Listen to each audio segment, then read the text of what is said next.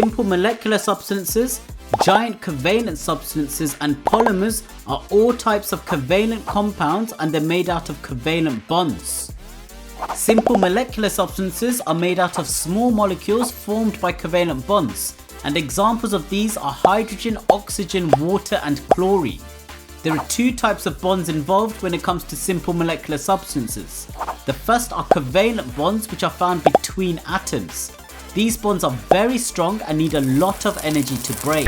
The second type of bonds are intermolecular forces, which are forces between molecules. These are much weaker than covalent bonds and do not need as much energy to break.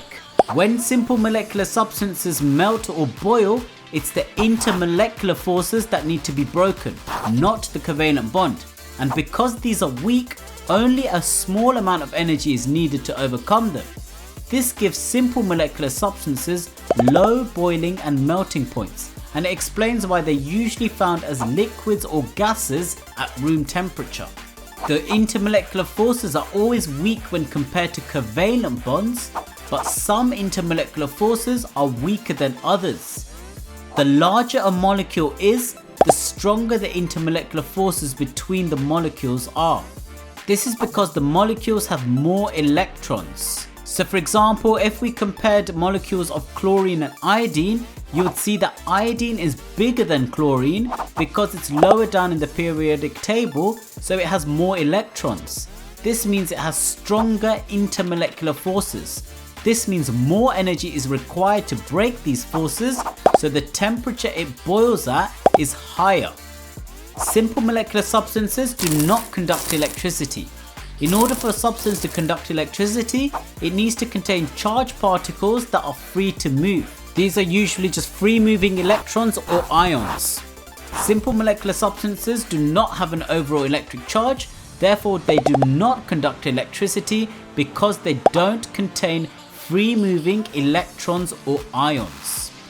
The second type of covalent compounds are polymers, which are long chains made up of many repeating units known as monomers. The atoms within them are held together by covalent bonds, and these create large molecules with a lot of electrons. This gives them strong intermolecular forces which require a lot of energy to break. This means that polymers have high melting and boiling points when compared to simple molecular substances. This means they exist as solids at room temperature. Polymers can be represented as displayed formulas using the following format. This shows the repeating unit of the polymer polyethene. The N shows that the structure within the bracket is repeated several times to give the structure of the long-chained polymer. The quicker way to represent this is by using the molecular formula, which doesn't show any bonds, just the number of atoms. And for the same molecule, this would be C2H4 inside brackets with an N on the outside. The third type of covalent compounds are giant covalent structures. These are structures where atoms are bonded in a large network of covalent bonds. Here, every single atom is bonded to another with strong covalent bonds.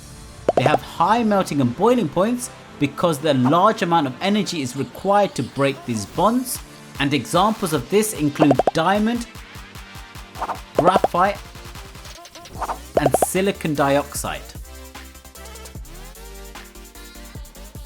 Okay, now let's try a quiz on this topic. See how many questions you can get right.